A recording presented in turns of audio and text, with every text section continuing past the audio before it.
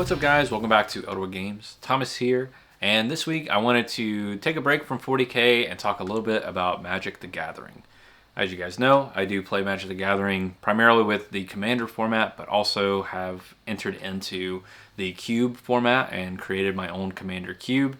And that's been a ton of fun. My friends have had a lot of fun playing it, and I recently have updated it up to Secrets of Strixhaven. So there were actually quite a few cards from that set that got added in, and that was a very exciting update with some really cool cards that really supported some more commanders and some more play styles that I find very fun, and I'm excited to play with that version of the cube in the somewhat near future. But today I wanted to talk a little bit about Universes Beyond and kind of my thoughts on it. I know it's a subject that a lot of, tabletop and Magic the Gathering creators have talked about, but I kind of wanted to get my voice out there as well and just talk about sort of my feelings on it, what I like, what I don't like, and maybe how we can move forward and, kind of understand a direction that Wizards is taking to be able to be, more welcoming to those that may enjoy it in the future. For starters, I don't really like Universes Beyond. It's more of a personal preference for me that I like the in-universe stuff and sort of the tied together narrative of the game, and also specifically the artwork for me is a bit jarring. It gives me a little bit of an uncanny valley feeling when there are Universes Beyond cards and Magic cards kind of existing on the same table. But that's just a personal thing. With that being said, though, I try not to discourage people from playing Universes Beyond. Sometimes when I just say something about Universes Beyond cards, people take that as me not liking them or wishing people didn't play them, and that's not the case. I'm fine with people playing Universes Beyond cards, and if it's something that they're excited about, I encourage them to build and play with the cards that excites them. In fact, in my play group, most of the other guys in the group have at least one or more Universes Beyond decks, and frequently use Universes Beyond cards within decks that are universes within commanders and that sort of thing. For me, I do have a Universes Beyond deck. I have a Teenage Mutant Ninja Turtles deck that, uses the character select kind of partner paired versions of the turtles that I can sort of pair up together with a few extra cards to be able to create 100 card decks to be able to play with, either two of my favorite turtles or randomly select two of them to be in this impromptu fight against whatever have you across the table. And that's been fun for me, and because it's all designed with only cards from that set, it does make it a little bit underpowered, so it's probably more of a bracket 1 or a bracket 2 deck, but it's still a fun deck to pull out and play, and it's fun to pilot and find new kind of engines and stuff between those cards that fit within that set, and ultimately it's been a fun kind of thing to have in my collection. Outside of that, my Maelstrom Wanderer deck, which is Cascade Tribal, having basically every card that fits within its color identity that has the Cascade keyword. It has Universes Beyond cards in it because there are Universes Beyond cards that are mechanically unique that have the Cascade keyword. So to stay true to theme, I wanted to include those to have it be truly every Commander Legal Teamer Cascade card that has been printed. And that's actually a really fun deck. My friends don't really like it very much because Cascade is a very complex mechanic. It can be a bit solitaire-y when you play it because you're really just casting a bunch of spells, and with every spell that you cast, you're usually casting a handful more because the deck is just built to do that. Outside of Cascade cards, it just has ramp cards to be able to play bigger and stronger cards on the future turns. So it really ramps itself out the gate and gets where it needs to go very quickly, and it can be very difficult for people to keep up with. So I tend to leave it for, the games where we want to go quicker and with the more powerful cards within the group and that sort of thing. So why am I not really for Universes Beyond? For me, like I was saying before, is it kind of gives me sort of a feeling of that uncanny valley where these cards look like Magic cards, but they're just enough off that it's a little unsettling. And some of the artwork is also, while it's great artwork, I don't want to knock any artist. I think all the artwork that comes through Magic the Gathering is fantastic, and there are very talented artists that do it. It's just when you have, David Tennant on a Magic card and it's like him, like it looks just like him, and it's, sitting there next to, maybe your Griselbrand, like basically it just has, it's a little jarring.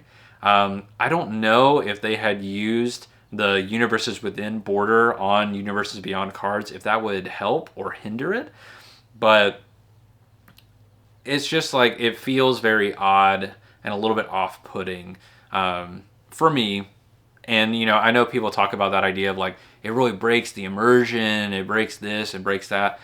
For me, it's not really like the immersion of the game. It's just because like there's such a difference between, the frames and the kind of approach to the artwork, it really can be a little bit jarring. Now, outside of that, at risk of sounding almost hypocritical, these alternate art versions of cards within Universe, so like the Strixhaven Mystical Archive cards, or even like the Duskmourn sort of TV static versions of cards, because they're designed with the typical design formatting of Magic the Gathering cards, and with the Mystical Archives being thematically these versions of cards that are like the original casting of these spells and meant to evoke sort of a folkloric kind of aesthetic, it feels like it fits more in Universe than the Universes Beyond cards do. And then when you take Universes Beyond cards even that step further to have the art versions of those cards, which are, some of which are like comic panels or stylized like comic panels and that sort of thing, it kind of is a bit of an odd sort of mix. And I'm not sure, outside of just some of just my feelings toward Universes Beyond, like why it feels that way to me. But yeah, it's just more of like an aesthetic thing for me. Like it feels kind of jarring to have, these sort of like actors and real world characters just existing in like this fantasy game.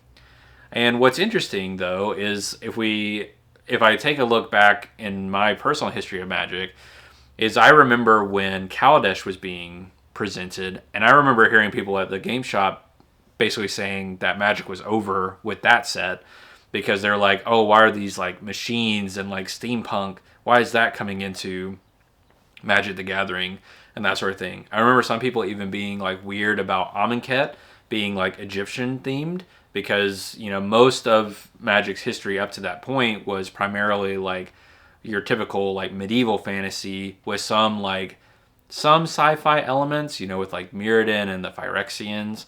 But for the most part, it's primarily been sort of traditional medieval fantasy, very Dungeons and Dragons coded kind of sets over the course of time. But then, you eventually got into Ixalan, which was sort of like Spanish and Central American culture and history sort of themed. And then, Kaldheim with Vikings, which everyone was really stoked for because everyone likes Viking mythology. And then you had Neon Dynasty, which is another one that got people kind of up in arms. They're like, why is there cyberpunk in my fantasy? And, it's just like there's been this evolution within Magic of having all these multiple different sort of genres within the overarching fantasy genre. But even still, like a lot of that still felt cohesive because it felt like the art direction was pretty much all in-house. And I think some of that with the Universes Beyond is because we have to have the input of the IP stakeholders kind of voicing their opinions on the artwork and basically all the design elements surrounding the sets and the stuff there. I think that's where the art direction gets kind of pulled in a way that takes it out of Magic the Gathering. And to be honest, I think it would have been really cool if we could have had, Universes Beyond sets that were designed with the artists and with the art direction of solely Wizards of the Coast and Magic the Gathering, to give us a Magic the Gathering version of the IPs that we might love. I think having, the Teenage Mutant Ninja Turtles, designed in a way and artwork created in a way that reflects Magic the Gathering's artwork, I think could have been really fascinating. Giving them a little bit, potentially giving them more of like a grunge kind of aesthetic would have been neat. Or even following in some of the more like equivalent stylized versions where it would be sort of like a, not really Saturday morning cartoon, but sort of like Saturday morning adventure epic kind of feeling. So that's just kind of my take. Is I think for me it's more like the artwork, and it sort of takes you out of that and sort of like an uncanny valley kind of way where stuff looks like it should belong, but it also looks like it doesn't belong, and sort of that tangle with it and that sort of thing. But I would be really interested to know kind of your thoughts in the comments below of Universes Beyond. If you're a Magic player and, however long you've been playing, maybe Universes Beyond is what you got into Magic, and maybe you only play Universes Beyond cards, and maybe you don't even like the typical thing of Magic the Gathering, and you would rather it be, just your Final Fantasy, just your Avatar The Last Airbender, and that sort of thing. But yeah, if that's your speed though, and you ever come and play my table, I won't care. I like playing Magic. I think that Universes Beyond has brought a lot of great things into Magic, and has brought a lot of great people into Magic, and I do truly believe that. It's just not personally my cup of tea, and just like everything else, if you don't like that, you can skip over it and not play in that environment for a while and just play with the cards that you like. That's a benefit of playing a casual format like Commander or creating your own cube. My cube doesn't have any Universes Beyond stuff in it, so whenever we play my cube, it's all within universe, and it's all within kind of stuff that I enjoy. And as long as I make that fun and enjoyable for the people that are participating in the cube, then I see that as an ultimate win.